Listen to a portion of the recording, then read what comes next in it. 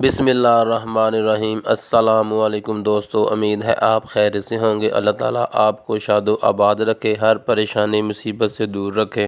एक ख़ानदान था, वसाइल से माला माल, ज़मीन ज़रखेज़, लोकेशन शानदार और ख़ानदान के लोग ज़हीन, बहादुर और हुनरमंद। हमसाए इस ख़ानदान से जेलस थे। ये इसे तरक्की याफ्ता और खुशहाल नहीं देखना चाहते थे। ख़ानदान की सरबराही दो भाइयों के पास थी।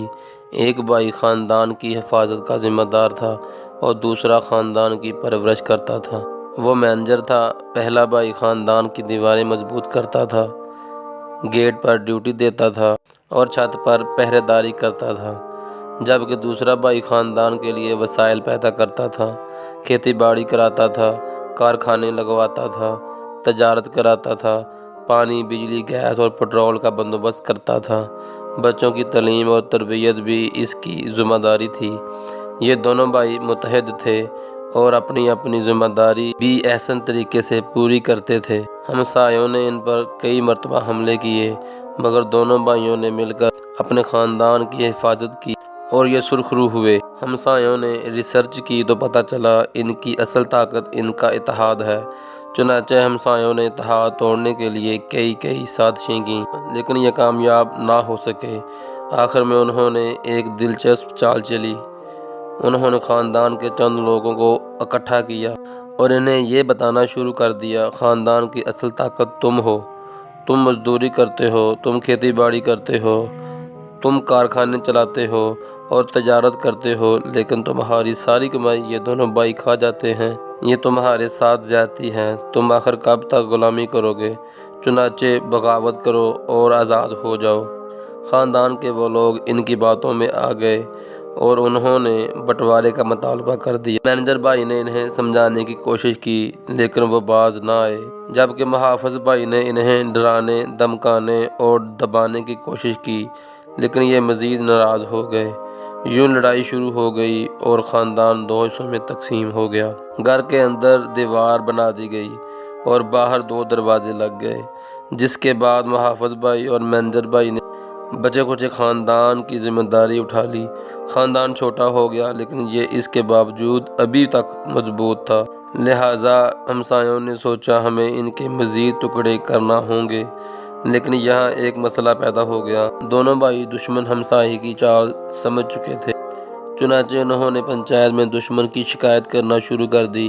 ये गांव के हर चौधरी के पास जाते और इसे अपने साथ होने वाले जुल्म के बारे में बताते। ये उसे ये भी बताते, हमारा दुश्मन अभी तक बाज नहीं आया, ये हमें मज़ीद तबाह करना चाहता है। पंचायत समझदार थी, वो जानती थी ये सच कह रहे हैं और इनके हमसाये वाकई इन्हें अमन और आतिशी के साथ ज़िंदगी नहीं गुजारने दे रहे। पंचायत ने बड़े दुश्मन हमसाये को डांटा। इसने इसे साफ बता दिया, तुमने अगर मज़ीद ज़्यादती की तो हम तुम्हारा साथ नहीं देंगे, हम मजलूम के साथ खड़े हो जाएंगे। दुश्मन हमसाया डर गया, मगर वो इस ख़ानदान को किसी कीमत बर्दाश्त करने के लिए तैयार नहीं था। चुनांचे इसने अपनी हिकमत अमली बदल ली। नई हिकमत अमली के 3 पहलू थे। इसने ख़ानदान के अलग होने वाले हिस्से को सपोर्ट करना शुरू कर दिया। ये इसे तरक्की देकर बाकी ख़ानदान और गांव को ये पैगाम देना चाहते थे, ये दोनों भाई गलत हैं, ये असल प्रॉब्लम है। ख़ानदान का ये हिस्सा जब तक इन भाइयों के ज़ेरे असर था, जाहल और मुआशी लिहाज से बदहाल था, लेकिन ये जूँ ही इनके असर से निकला, ये खुशहाल भी हो गया, तालीम याफ्ता भी और ताकतवर भी। दुश्मन हमसाये का ख्याल था इस मिसाल से गांव के लोग भी दोनों भाइयों के ख़िलाफ़ हो जाएंगे और ख़ानदान के बाकी लोगों को भी महसूस होगा, हम भी अगर ख़ानदान के आज़ाद हिस्से की तरह खुशहाल, तालीम याफ्ता और मजबूत होना चाहते हैं तो फिर हमें भी अलग होना चाहिए। दुश्मन की ये तदबीर बड़ी हद तक कामयाब हो गई। अलग होने वाला ग्रुप खुशहाल भी हो गया। इसे देखकर ख़ानदान के बाकी अफराद के अंदर भी अलग होने की ख्वाहिश पनपने लगी। हिकमत अमली का दूसरा पहलू ख़ानदान के बारे में नेगेटिव रिपोर्टिंग थी। दुश्मन हमसाये ने पूरे गांव में ख़ानदान के बारे में बुरी खबरें फैलाना शुरू कर दी। गांव में किसी भी जगह चोरी होती तो दुश्मन हमसाया इस ख़ानदान को चोर डिक्लेयर कर देता। یہ خود چوری کرا کر مال اس خاندان میں چھپا دیتا اور پھر برآمدگی کرا دیتا، اور یوں یہ خاندان بدنام ہو جاتا تھا۔ ہمسائے نے خاندان کو پورے گاؤں میں لڑاکا، جھگڑالو اور بدتمیز بھی مشہور کرنا شروع کر دیا۔ اس نے معاشی نقصان پہنچانے کے لیے منڈی میں اس کی اجناس کی مصنوعات کے مقابلے میں اپنا مال بھی سستا دینا شروع کر دیا۔ اس نے اس کی ساری منڈیاں بھی چھین لیں۔ اس کی نئی حکمت عملی کے دونوں پہلو جب کامیاب ہو گئے تو اس نے تیسری چال چل دی۔ اس نے دونوں بھائیوں کے درمیان اختلافات پیدا کرنا شروع کر دیے۔ یہ ایک ایجنٹوں اور گاؤں میں موجود دوستوں کے ذریعے محافظ اور مینیجر دونوں بھائیوں کو دھمکی دینے لگے۔ یہ محافظ کو بتاتا تھا خاندان کے اصل وارث تم ہو، تم گولی بھی کھاتے ہو، زخم بھی لیتے ہو، دن اور رات جاگتے بھی ہو، لیکن بدلے میں تمہیں کیا ملتا ہے؟ تانے اور نفرت، قربانی تم دو، خاندان کی حفاظت تم کرو اور گلچھرے کرپٹ مینیجر اڑائے۔ تم دیکھ نہیں رہے اس نے کتنی جائیداد بنا لی، اس کے بچے شہر میں پل رہے ہیں جبکہ تمہارے لیے دوا اور خوراک کے پیسے بھی نہیں ہیں۔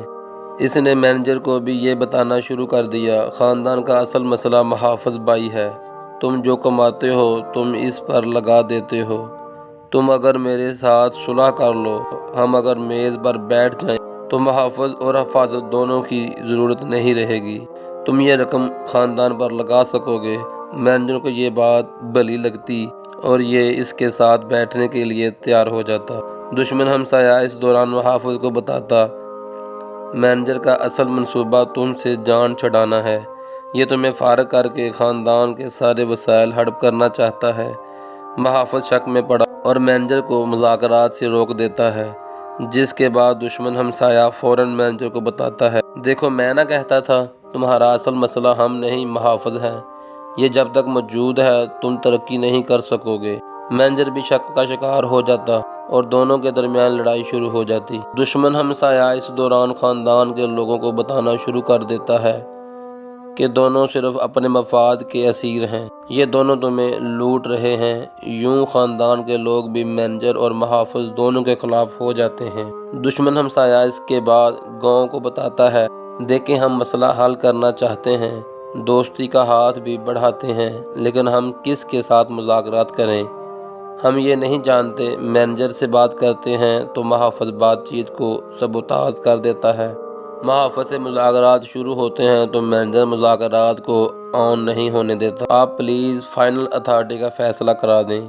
پنچایت گاؤں میں امن چاہتی ہے لیکن مرکز میں موجود ایک خاندان کے اندر بھی لڑائی چل رہی ہے اور یہ خاندان ہمسائے سے بھی لڑ رہا ہے اور اس کی وجہ سے 4-5 مزید خاندانوں کے اندر بھی جنگ شروع ہو چکی ہے۔ پنچایت اس سلسلے کو روکنا چاہتی ہے لیکن یہ مسئلہ رک نہیں رہا، یہ بڑھتا چلا جا رہا ہے۔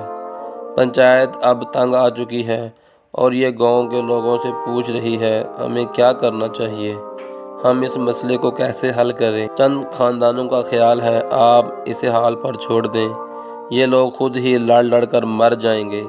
چند خاندان کہہ رہے ہیں کہ آپ اس کا حقہ پانی بند کر دیں، شاید یہ لوگ ایسا کرنے سے ہی سنبھل جائیں، جبکہ چند خاندانوں کا خیال ہے خاندان کے پاس بارود کا ڈھیر ہے، ہم نے اگر اسے حال پر چھوڑ دیا اور کسی دن ان لوگوں نے بارود کو آگ لگا دی تو پورا گاؤں اڑ جائے گا، چنانچہ ہمیں اس خاندان کے مزید ٹکڑے کر دینے چاہیے۔